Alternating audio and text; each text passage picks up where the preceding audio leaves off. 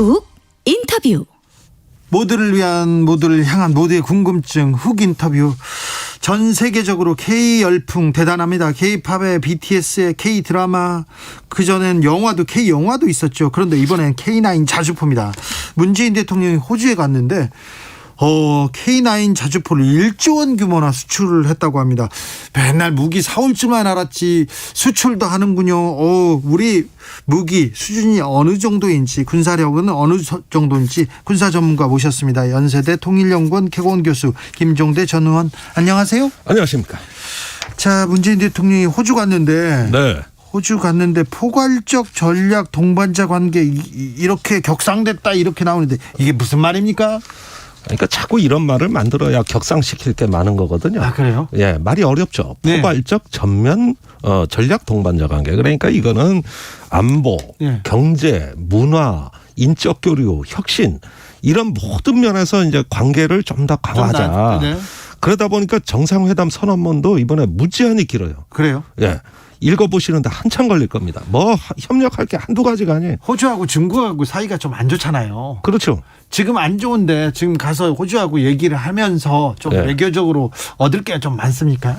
글쎄요, 우리가 흔히 미국의 생각을 알고 싶으면 호주 가서 물어봐라. 네. 이런 얘기가 나올 정도로 네. 최근에 호주와 그 미국의 관계가 굉장히 강화돼 있거든요. 네. 그러면서 반중전선으로 공조를 하고 있어요. 예. 자, 이런 상황에서 이제 그 문재인 대통령께서 호주에 가가지고 군사 안보 이 방위 산업 협력을 했다. 예. 이런 것들은 좀 상당히 의미가 있다고 보여지네요. 아, 그렇습니까? 예. 자, 호주에 K9 자주포를 1조 원 규모나 수출했다고 하는데 이게 어느 정도 규모입니까? 우리나라에서 무기를 수출했다 이런 얘기는 좀 듣기 힘들지 않습니까? 그러니까 이게 생산 시설까지 줘서 예. 거기서 생산하는 거예요. 그래요? 예. 그런데 자주포를 30대 생산하고 또 탄약 운반 장갑차라고 자주포에 장전을 합니다. 포를. 네네, 예. 이거를 그 탄약을 잔뜩 실은 그 장갑차가 가서 하는데 이걸 15대 정도. 네. 그다음에 생산 시설을 짓고 하니까 규모가 커지죠. 네. 이렇게 되면은 이건 단순한 무기 수출이 아니에요. 예. 앞으로 이 K9 자주포를 매개로 해서 굉장히 국방 협력이 강화된다는 뜻입니다. 아, 그렇습니까? 예. K9 자주포가 지금 전 세계 자주포 시장을 석권했다면서요? 그렇죠. 네. 그건 이유가 있어요. 네. 그 미국이 2000년대 들어오면서 이 자주포 생산을 안 해버린다고. 잠시만요. 자주포가 뭡니까? 자주포는 견인포와 자주포 두 가지가 있는데 네. 견인포는 트럭으로 끌고 가야 돼요. 네네. 근데 자주포는 자기가 간다는 거예요. 아, 그래요? 예. 자주 쏘아서 자주포는 아니군요. 네. 알겠습니다. 그래서 말씀을. 네. 네. 자, 그래서 이제 그래서 미국이 중단을 하고 그 다음에 시장으로 그러니까 우리가 틈새 시장을 잘 공략한 거예요. 예. 그러니까 전 세계에서 이제 독일이 생산하고 있고 한국이 생산하고 있는데 네. 이 한국의 자주포 성능이 굉장히 뛰어납니다. 이게 뭐 연평도 포격전 때도 활약을 했습니다만은 네. 그 초탄이 12초 내에 이제 3발이 발사되는데 네. 각도를 달리해서 3발을 연발 쏘면은 떨어질 때는 한 곳에 한꺼번에 떨어집니다. 예. 이런 사격 통제 장치가 굉장히 뛰어난 거죠. 그래요? 네. 자, 그런데요. 요즘 보면 국산 전투기 개발했다고 하지요. 그리고 도산 안창호함도 거기에서 SLBM도 쏘았다고 하죠. 우리 국방 기술이 조금 많이 발전한 것 같습니다. 그러니까 문재인 정부 들어와가지고 국방비를 뭐 거의 연평균 6 내지 7%씩 증액했잖아요. 너무 많이 쓰는 것 같아요. 아유, 이거 아마도 2017년 대선에서 홍준표 후보가 대통령이 됐어도 이렇게 군비 많이 증액 안 했을 겁니다. 박근혜 정부, 그 정도로요. 그러니까 박근혜 정부 때는 4.2% 4%대였지 않습니까? 예. 국방비 증가율이. 예. 그런데 문재인 정부에서는 6.3%예요. 54조 6천억 원. 예. 내년에는 국방 예산이. 그러니까 이 코로나 이런 상황에서도 네. 국방 예산은 꾸준히 올라가 가지고 집권할 당시에 세계 12위의 국방비를 쓰던 나라가 네. 이제 세계 6위고 요 6위로 끝나는 게 아니라 이 추세라면은 내년이나 후년에 일본까지 추월하면 세계 5위권으로 이렇게 군사 강국으로 팍팍 치고 나간다 이겁니다. 군사 강국 말은 좋은데요. 왜 네. 이렇게 국방비에 이렇게 집중 투자를 하고 있습니까? 그러니까 이제 예전에 광복절 축사에서 문재인 대통령이 이제 아베 경제 침탈을 당시에 예. 아무도 흔들 수 없는 나라. 네. 이제 대한민국은 주변 누구도 흔들 수 없는 나라 만들겠다 이러면서 그 굉장히 많은 어떤 군비 증강 계획을 발표했어요. 예. 단순히 북한이 아닌 것 같아요. 네. 이것이 아니라 이제 일본, 중국 사이에 끼어 있는 네. 우리나라가 어떤 부국과 더불어서 강병으로서 중견 국가가 되겠다. 이런 의지가 굉장히 강하단 말입니다. 네. 그러다 보니까 뭐 이제는 경항공모함, 예. 핵추진 잠수함, 거기에다 한국형 전투기까지 이게 뭐 전 세계에서 강대국이나 그 꿈꿀 수 있는 무기를 이런 전략 자산을 갖다가 한 정권에서 이렇게 많이 벌려놨다. 이 점은 굉장히 경이로운 겁니다. 그렇습니까? 예. 자주 국방도 좋고 부국 강병도 좋은데 국방비를 줄여서 좀 민생에 평화에 써야 되는데 이런 또 지적도 있는데. 아니 그러니까 이렇게 지금 전략 자산을 한꺼번에 도입하는 건 조금 문제가 있어 보여요. 조금 속도를 죽이고 그러면서 미래 과학화 현대화 지능화될 수 있는 어떤 국방과학 체제를 시스템을 갖춰야지 이렇게 무기 숫자를 많이 늘린다고 해서 강병이 되는 건 아니거든요. 네. 그런 점에서는 좀 속도가 너무 빨라 보입니다. 1719님께서 북한의 자주포와 비교하면 어떻습니까? 우리 K9 앞서 갑니까?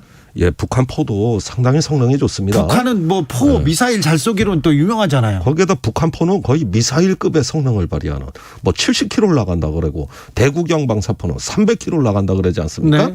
우리 K9 자주포는 40km 나가는 재래식 무기예요. 예. 그러니까 북한은 미사일 포에 관한 뭐 엄청나게 선진국이죠. 그 강국인데 네. 근데 그 양은 우리를 압도하는데 네. 근데 품질이 네. 요 정밀도라든가 그렇죠. 예, 또 연발 사격이라든가 네. 이런 능력은 우리가 좀 앞서 있어요. 우리도 미사일 사거리 폐지했지 않습니까? 폐지했죠. 이제 또 미사일 기술 엄청 좋아지는 거네요. 우리가 이제 우주로 나가는 문을 연 겁니다. 네. 그러니까 고체 연료 미사일, 액체 연료 미사일 두 개를 합친 하이브리드 로켓. 네. 이게 이제 가능해진 거예요. 아, 그렇습니까? 예, 그러니까 이제 그러지 않아도 군비를 증강하고 네. 이렇게 무기를 많이 개발하는데 족쇄까지 풀렸으니 네. 전 세계가 특히 주변국이 한국의 아마도 향후의 군비 증강을 대단히 민감하게 바라볼 거예요. 그럴 것 같아요. 네. 아무튼 이 정부 뭐 안보 관련해서는 엄청나게 좀 투자를 했군요. 아이고 뭐 투자 정도가 아니죠. 이건 뭐 근데 획기적인 그 전환기를 맞이한 거예요. 전 세계가 다 군비 경쟁에 열을 올리는 거 아닌가. 일본도 막 군사비 늘리겠다고 하는데 이런 좀 전쟁에 대한 긴장감도 좀 고조되는 거 아닌가 그런 걱정도 있습니다. 그러니까 지금 어떤 전 세계가 갈등과 경쟁의 양상이라 그러지만은 기후 위기를 협력해야 되고 네. 전염병을 퇴치해야 되고 민생을 또 돌봐야 되는 시대 아닙니까? 네. 이랬을 때 한쪽의 예산이 너무 과도하게 증강해서 국가 전략이 한쪽으로 이렇게 편중되면 안 되겠죠. 네. 그런 점에서 저는 숨고르게 할 걸 주문합니다. 알겠습니다. 지금껏 뭐 열심히 달려왔으니 좀 숨고르게 해라. 아이 그럼요. 네. 예, 너무 급해요. 2867님이 진작부터 나가서 좀 그렇게 수주 받아오지 않고 4년 동안 김정은이 쏜 미사일만 쳐다봤나요? 이렇게 물어봅니다. 예. 그러니까 이제 선진국을 따라잡는 건 이제 어느 정도 됐습니다. 그렇습니다. 예, 자주포건, 전투기건, 잠수함이건 네. 됩니다. 그러나 전 세계에 없는 우리만의 독창적인 무기 개발은 없어요. 예. 이스라엘 보십시오. 아이언돔이라고 전 세계에 없는 거 개발하지 않았습니까? 예. 이제부터는 이렇게 해서 재래식 무기를 전 세계가 갖고 있는 걸 우리도 만들어서 판다, 수출한다. 물론 좋은 일이지만 이것은 일단은 하나의 1단계를 넘어섰다는 의미고 2단계의 연구 개발은 이제는 독창적인 무기를 만들어야 돼요. 네. 그다음에 시스템을 현대화해야 됩니다. 이런 쪽으로 약간 시각을 조금 전환해서 네. 새로운 도약을 꿈꾸길 바랍니다. 그렇습니까? 북한과 비교했을 때 군사력 좀 비교가 그거는 네. 예, 북한은 핵과 장거리 미사일이 전략 무기를 주축으로 한 나라고 네. 우리는 아직까지는 재래식 무기를 주축으로 했기 때문에 비교 자체는 어불성설이라고. 알겠습니다. 네. 자, 전시작전권은 문재인 정권 내에서는 좀 환수가 어려워졌습니다. 그렇습니다. 그리고는 종전선언은 어떻게 됩니까? 아니 그러니까 전자권은 미국이 자꾸 이리 빼고 저리 빼고 지연 전략으로 나오고 있어요. 미국이요? 예.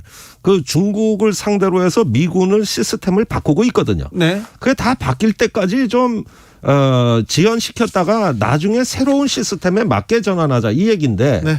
이거 참 답이 없는 얘기입니다. 그렇습니까? 이러면 안 되죠. 네. 그다음에 종전선언 문제는 대체적인 취지나 대의에 찬성합니다. 그런데 디테일에 들어가면 네. 시기 방법 조건은 한국 정부하고 차이가 있다고 얘기하고 있어요. 네. 그러면 이게 되는 것도 아니고 안 되는 것도 아니란 말이에요.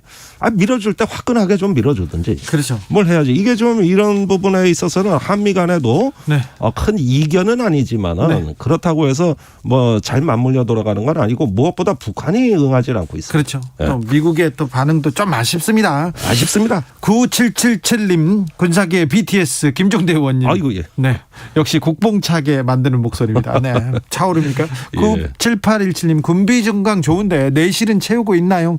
군인들 스마트폰 보는 것 불안합니다. 이렇게 지적하시는데요. 제가 지난주에 전방에 갔는데 네. 사단장부터 병사까지 다 찬성입니다. 네. 휴대폰 확대해야 된다. 네. 전면 허용하자. 왜냐? 언택트 시대에 네. 이 부대 관리에 엄청나게 도움이 되더라고요. 그렇죠. 전화기. 사단장 한 명이 예. 200건의 병사의 메시지를 처리했대요. 최근에. 그래요? 예. 네. 휴대폰으로. 네. 엄청 도움된다는 거예요. 군대 내에서 탈영도 줄었고요. 그리고 네. 극단적인 선택도 엄청 줄었답니다. 사고도 줄고. 폭행 사고 줄고. 네. 전부 절반 이하로 줄었습니다. 그러니까요. 이 좋은 걸 왜 안 합니까? 휴대폰 보급한다고 이거 당나라 군대 되는 거 아니냐? 그렇지 않죠. 국민의힘이 그렇게 얘기했어요. 그랬어요? 예. 그래가지고 반대했었어요. 네. 그런데 보급하니까 모든 게 좋아졌어요. 그렇죠. 예. 네. 그것도 주로 군대 안 가신 분들이 그 얘기했어요. 그리고 네, 군대 내 안전사고도 많이 줄었다고 많이 합니다. 줄었어요. 네. 50% 이하입니다. 네. 자, 윤석열 후보가 종전선언에 반대한다. 북한 비핵화가 먼저 해결돼야 된다. 선결돼야 된다. 이건 어떻게 보십니까? 그러니까 그렇게 조건을 내걸면은 이 종전선언은 한반도 평화 프로세스의 입구 역할을 하는 거거든요. 예. 근데 문조차 열지 말자는 얘기예요. 거기에다가 그 윤석열 후보는 저 남북 군사 합의서도 파기할 수 있다 그러지 않았습니까? 네. 그러면 뭡니까? 남아있는 평화의 그 장치들. 예. 지금 이렇게 한반도가 안정돼 있는 게 그 군사 합의서 역할이 대단히 중요한 건데 네. 정전협정 이후에 최초의 군비 통제 합의서인데 네. 이걸 북한 남한 서로 안 깨고 아직까지 살아있는 이 협정을 죽이자 그러면 이거 어떻게 되는 겁니까? 예측 불가능한 미지의 불안한 세계로 가는 거예요. 예. 이런 어떤 그 경거망동한 이런 말 해서는 안 됩니다. 이거.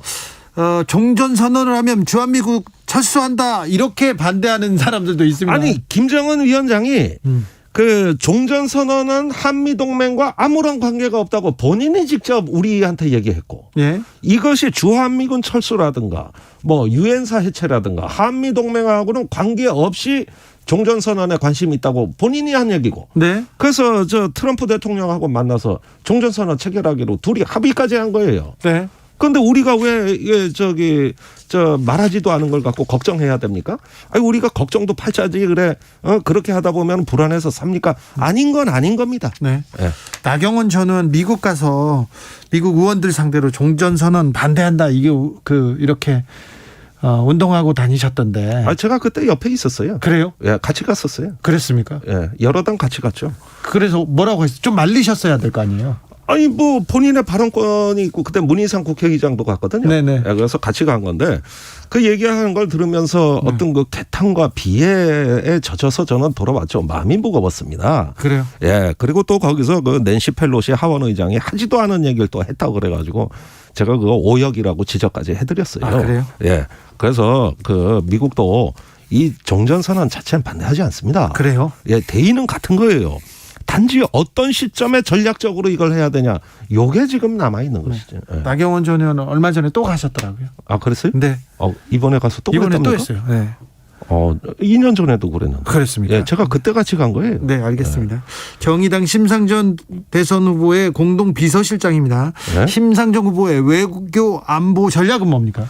그러니까 문재인 정부처럼 이렇게 어떤 그 무기 플랫폼 도입에 돈을 많이 쓸 게 아니라 네. 시스템을 현대화하자. 네. 볼 줄 알고 들을 줄 알고 그다음에 신경과 혈관을 빠르게 만들어서 이 전체적으로는 어떤 그 시스템을 현대화하고 지능화하는 쪽에 돈을 쓰는 게 우선이다. 네. 그래야지 무기 숫자 아무리 많아도 제대로 못 써먹으면 어떡합니까? 그래서 현 정부는 근육과 뼈를 증강한다는 거예요.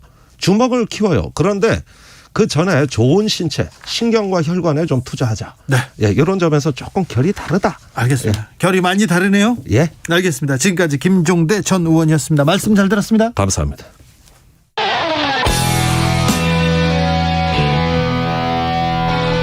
스치기만 해도 똑똑해진다.